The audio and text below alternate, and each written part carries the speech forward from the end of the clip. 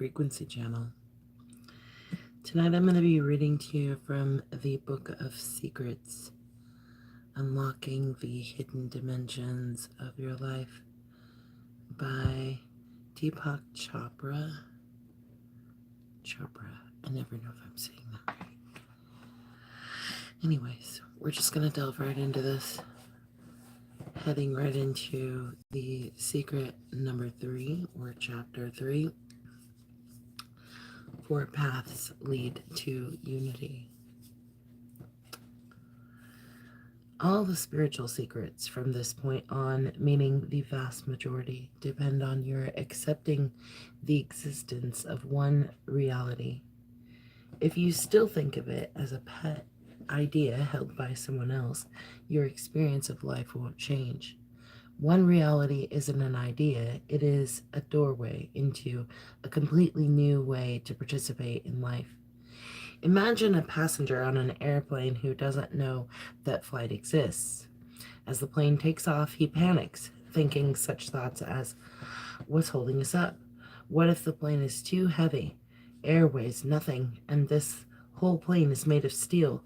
Thrown back on his own perceptions, the panicked passenger loses all senses of being in control. He is trapped in an experience that could be leading to a disaster. In the cockpit, the pilot feels more in control because he's been trained to fly. He knows the aircraft. He understands the plane's controls that he works. Therefore, he has no reason to panic, even though in the back of his mind, the danger of mechanical failure is always present. Disaster could occur, but that is out of his control. Nice. Now, move on to the designer of jet planes, who can build any craft he wants based on the principle of flight. He occupies a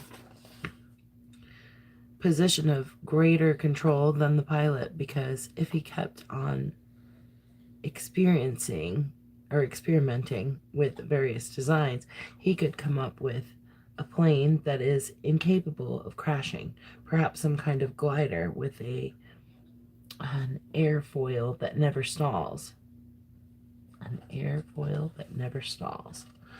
No matter what angle of dive the plane goes into. This progression from passenger to pilot to designer is symbolic of a spiritual journey.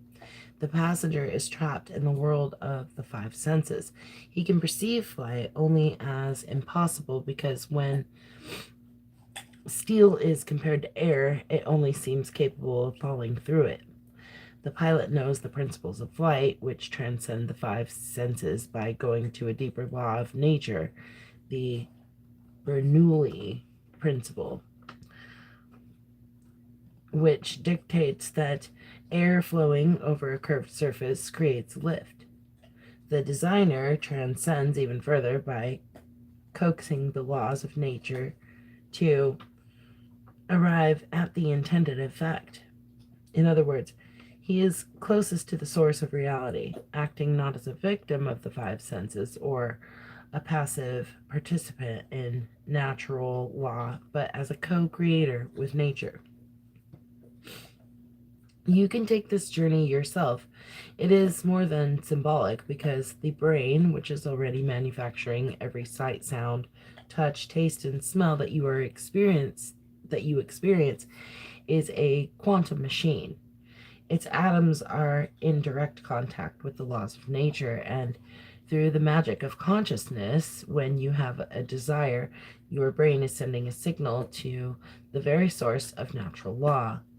The simplest definition of consciousness is awareness. The two are synonymous.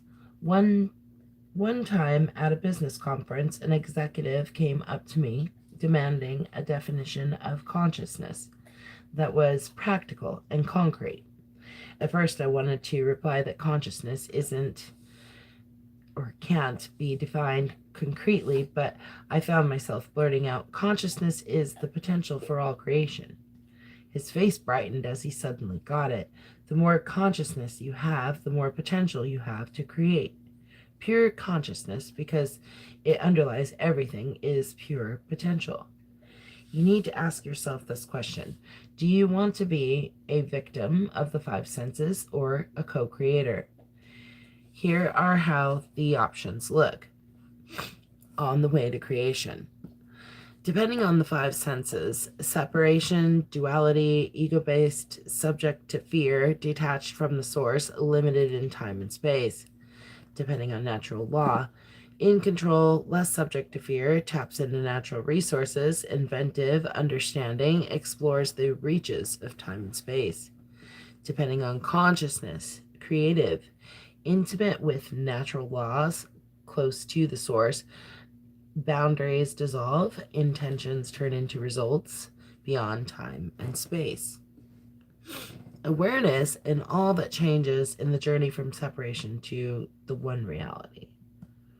When you depend on your five senses, you are aware of the physical world as a primary reality. In such a world, you must come second because you see yourself as a solid object made up of atoms and molecules.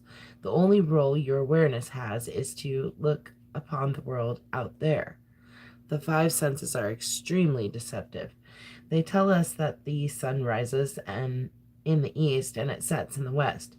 Then that the earth is flat, that an object made of steel couldn't possibly be held up by air.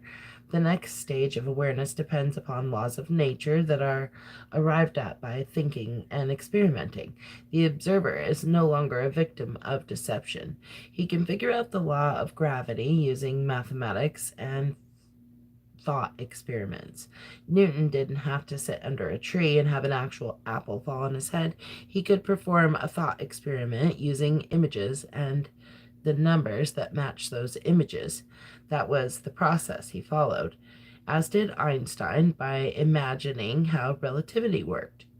When the human brain considers the laws of nature, the material the material world is still out there to be explored.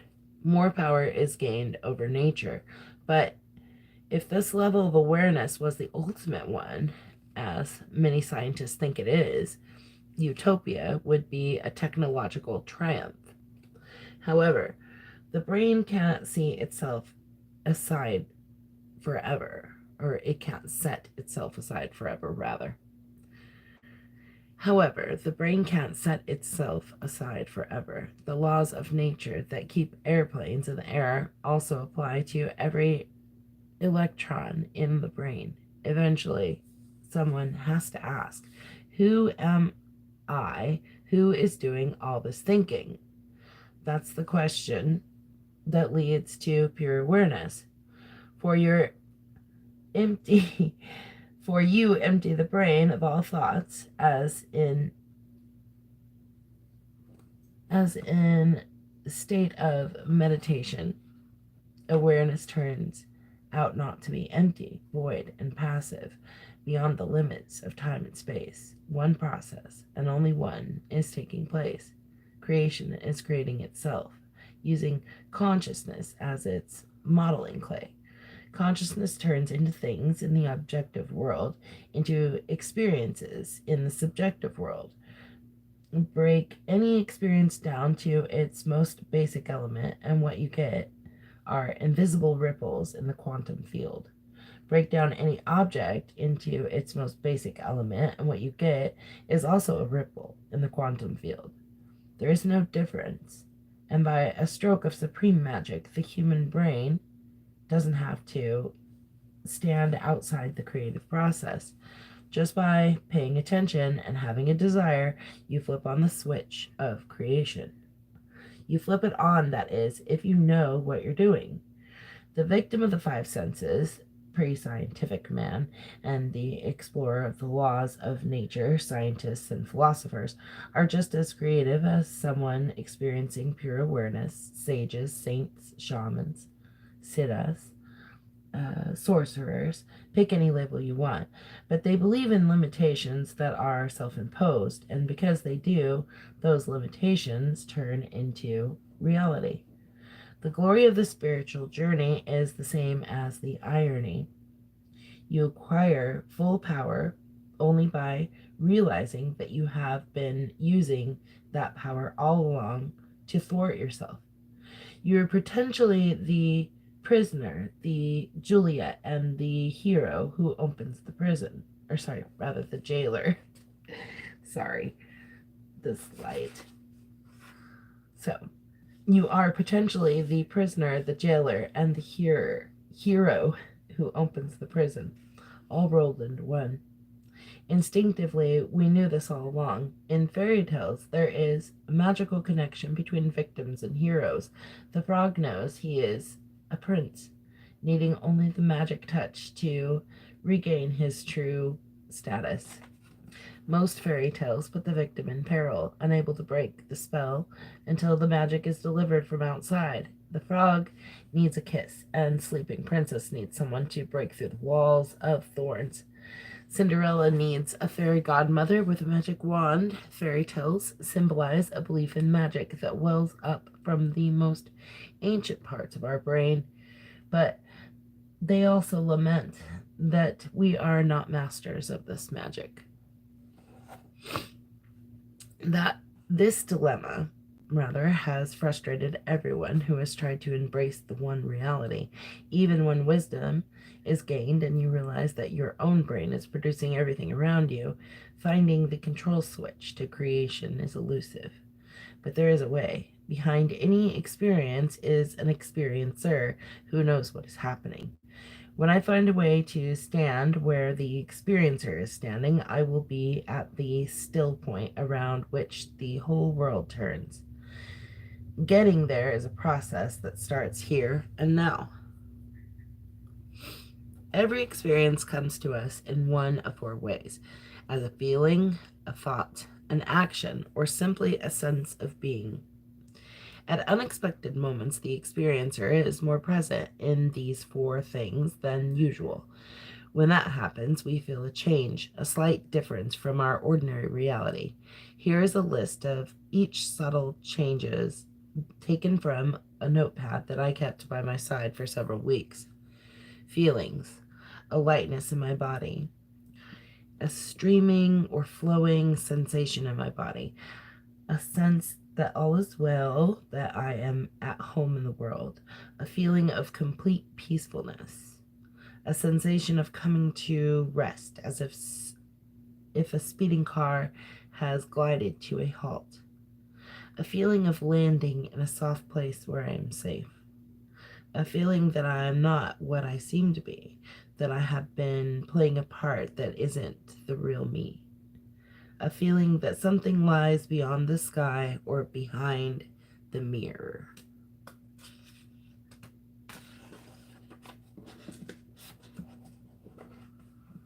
Thinking: I know more than I think I do. I need to find out what's real. I need to find out who I really am. My mind is becoming less restless. It wants to calm down. My inner voices have become very quiet. My internal dialogue has suddenly stopped. Actions: I suddenly sense that my actions are not my own. I sense a greater power acting through me. My actions seem to symbolize who I am and why I'm here. I am acting out of complete integrity. I gave up control, and what I wanted simply came to me. I gave up the struggle, and instead of falling apart, things got better. My actions are part of a plan I can barely glimpse, but I know it must exist. Being: I realize that I am cared for. I realize that my life has purpose, that I matter. I sense that random events are not random, but form subtle patterns. I see that I am unique. I realize that life has the ability to run itself. I feel drawn to the center of things. I realize with wonder that life is infinitely worthwhile. This may seem like a very abstract list because everything on it is about awareness. I didn't record the thousands of other thoughts, feelings, and actions that centered on outside things, of course, like everyone else. I was thinking about my next appointment or rushing to it, feeling harried in traffic, being happy or out of sorts, confused or certain, focused or distracted. All of that is like the contents of a mental suitcase. People stuff their suitcases with thousands of things, yet awareness is not a suitcase. Not is it, nor is it the things that you stuff inside. Awareness is just itself, pure, alive, alert, silent, and full of potential. Sometimes you come close to experiencing that pure state, and these times one of the hints I've listed or something similar comes to the surface instead of lying hidden out of sight. Some hints are palpable. They arise as undeniable sensations in the body. Others arise at a subtle level that is difficult to verbalize. A shiver of something unexpectedly catches your attention. If you notice even one such hint, you have in your hand a thread that could lead beyond thought, feeling, or action. If there is only one reality, every clue must lead eventually to the same place where the laws of creation operate freely, which is awareness itself. Once you start out with a promising hint, how can you rest free from the ego's grip?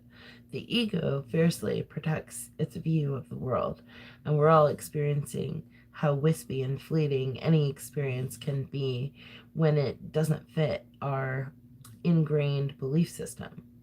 Sir Kenneth Clark, the renowned English art historian, recounts in his autobiography about an epiphany in a church when he suddenly realized with total clarity that an all-embracing presence was filling him. He sensed beyond thought a reality that was sublime, filled with light, loving, and sacred. At that moment, he had a choice. He could pursue this transcendental reality as he could go back to, or he could go back to art. He chose art without apology. Art, even if it fell far short of higher reality, was Clark's earthly love. He was choosing one infinity over another, the infinity of beautiful objects over the infinity of invisible awareness. There is a witty cartoon showing a finger post standing at the fork of a trail. One sign points toward God, the other toward discussions about God. In this case, the signs could be changed to God and pictures of God. Many other people have made similar choices. In order to displace the physical world, you already know, a hint must expand. The threads of experience must weave a new pattern because a separate strand, they are too fragile to compete with the familiar drama of pleasure and pain that grips all of us. Consider the list again. The boundaries between the categories are blurry. There is only the slightest difference between feeling that I am safe, for example, and knowing that I am safe. From this, I can proceed to acting as if I am safe until I realize without doubt that my whole existence has been safe since I was born. I am safe in practical terms. That is what it means to weave a whole new pattern. If I take any other item from the list, I can weave similar interconnections as I draw thought, feeling, action, and being together. The experiencer becomes more real. I am learning to put myself in his place, and then I can test this new reality to see if it has enough strength to replace an older, outworn picture of myself. You might want to pause for a moment and do just that. I will pause for a moment. 1 second.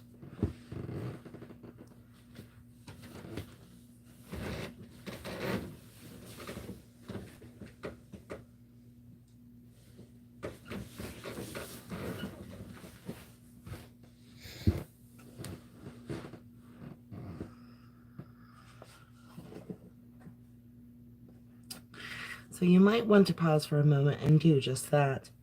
Choose any item that speaks to you, a sensation or thought that you can remember having, and connect it to other 3 categories. Let's say you pick, I see that I am unique.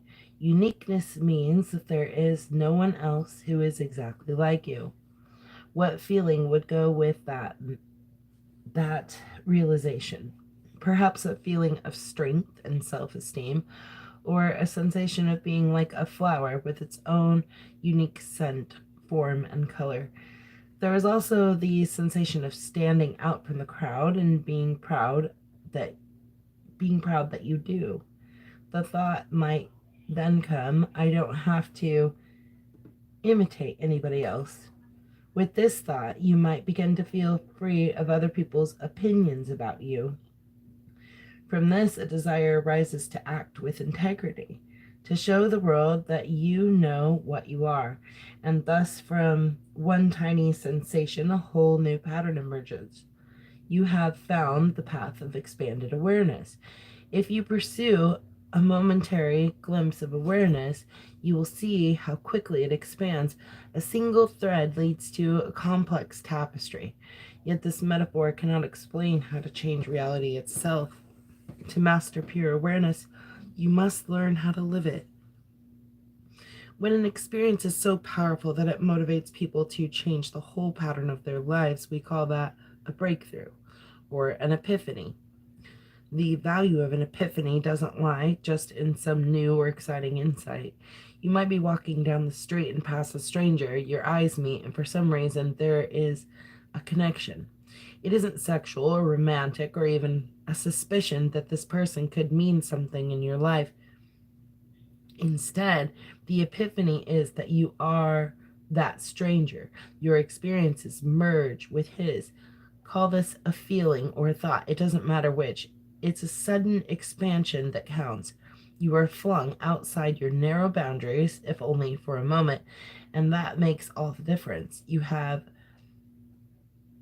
tasted a hidden dimension compared to the habit of shutting yourself behind the walls of ego. This new dimension feels freer and lighter.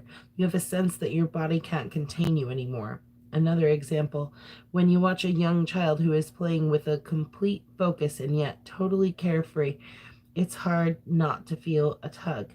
Doesn't the child innocence seem palpable at that moment? Can't you feel it in yourself? You yearn to feel the same delight in play. Doesn't the child's tiny body seem as fragile as a soap bubble and yet bursting with life itself? Something immense, eternal, never to be defeated.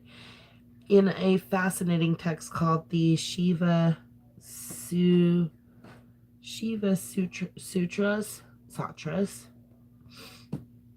which dates back centuries in India, one can find similar epiphanies. Each one is a sudden glimpse of freedom in which the underlying experiencer is directly confronted without interference. One looks at a beautiful woman and suddenly one sees beauty itself, or one looks at the sky and suddenly one sees an infinity beyond. No one else, however much you love and adore the person, sees the true significance of your private epiphanies. The secret belongs to you. With you, in you. In the title Shiva Sutra, the word Shiva means God, and the word Sutra means thread. So quite deliberately, the reader is being shown tiny threads that lead back to the eternal source. There is a wider context for the Shiva Sutra, which requires following the path that is opened up by the Epiphany. In the Vedic tradition, each person can choose 4 paths that arise from feeling, thinking, acting, and being. Each path is called a yoga, the Sanskrit word for union, because unity, emerging with one reality, was the goal. Over the ages, the 4 yogas have come to define specific paths that suit the kind of temperament a seeker has, although in truth you can follow several or all at once. So bhakti yoga leads to the unity by loving God. Karma yoga leads to unity through selfless action. Jnana yoga leads to unity through knowledge. And Raj yoga leads to unity through meditation and renunciation. Literally translated, the 4 path, the Raj yoga, means the royal way to union. What makes it royal is a belief that meditation transcends the other 3 paths. But the 4th path is also inclusive. By following it, you are actually following all 4 at once. Your meditations go directly to the essence of your being. The essence is what love of God, selfless action, and knowledge are trying to reach. It's not necessary to think of the four paths as being Eastern. These yogas were the original seeds, the means that brought unity within each.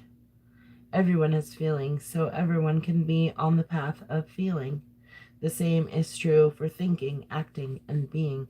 So the vision of yoga is simply that unity is possible for anyone, starting from wherever you happen to be. Indeed, unity is secretly present in every moment of daily life.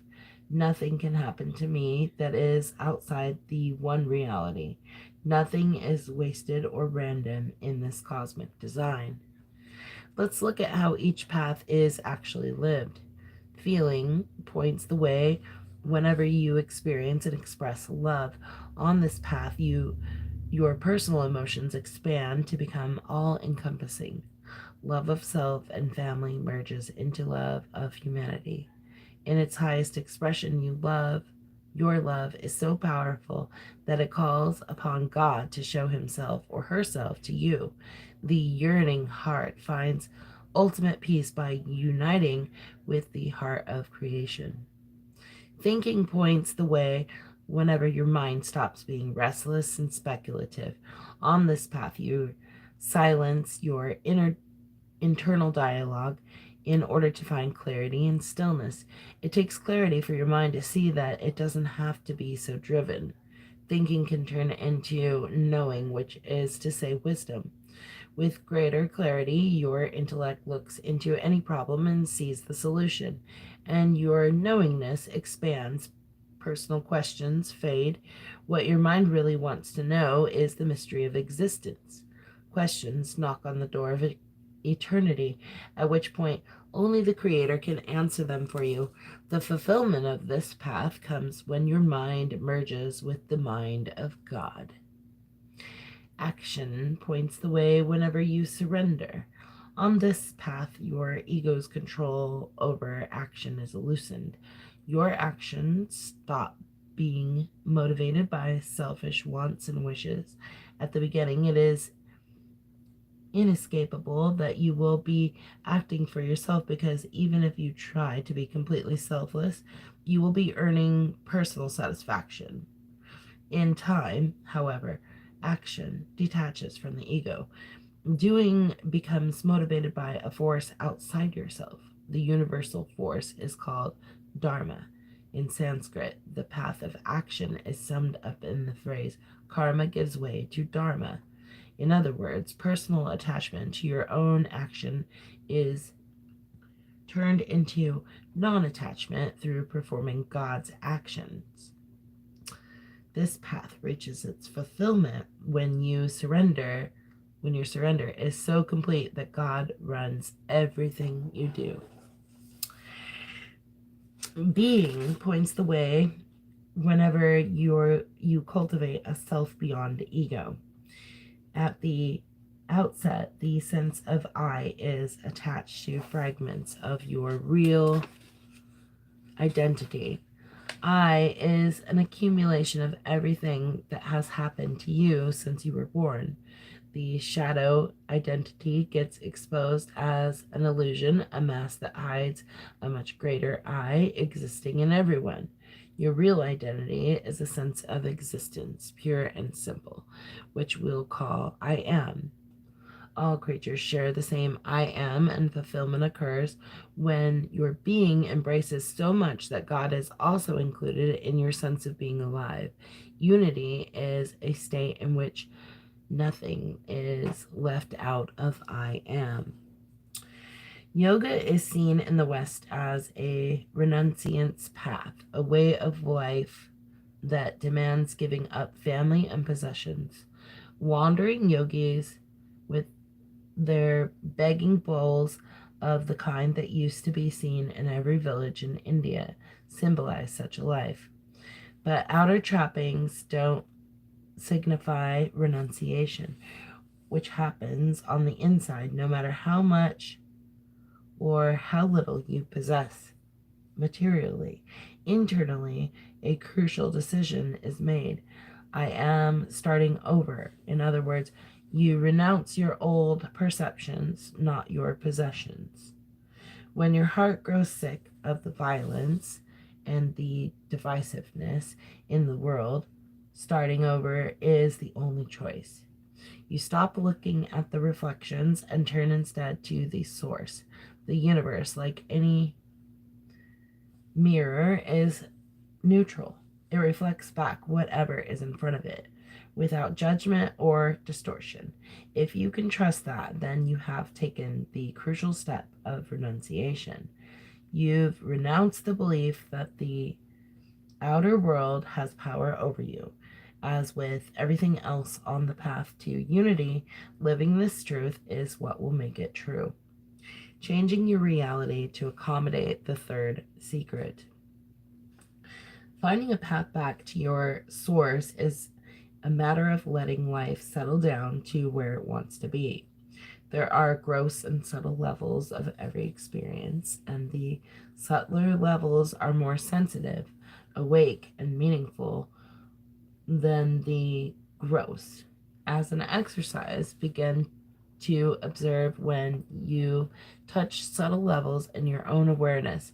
Notice how these feel compared to the grosser levels. For example, to love someone is subtler than to resent or push the person away. To accept someone is subtler than to criticize the individual. To promote peace is subtler than to promote anger and violence. To see someone without judgment is subtler than to criticize the person. If you let yourself feel it, the subtler side of each experience puts the mind at ease, decreases stress, and results in less restless thinking and less pressure at the emotional level. Subtle experience is quiet and harmonious. You feel settled. You aren't in conflict with anyone else. There is no overblown drama or even any need for it. Once you have identified it, begin to favor the subtle side of your life. Value the level of awareness. Only if you value it will it grow. If you favor the grosser levels instead, the world will reflect your perception back to you. It will always remain divisive, disturbing, stressful, and threatening. The choice is yours to make at the level of consciousness, because in the infinite diversity of creation, every perception gives rise to a world that mirrors it. Exercise 2, meditation. Any experience that brings you into contact with the silent level of awareness can be called meditation. You may have spontaneously hit upon a routine that allows you to experience a deep settling in your mind. If you haven't yet, then you might adopt one of the more formal meditation practices that appear in every spiritual tradition. The simplest, perhaps, is breathing meditation as follows. Sit quietly with your eyes closed in a room with the lights low and no distractions from the telephone or knocks at the door. Shut your eyes for a few minutes and then become aware of your breathing.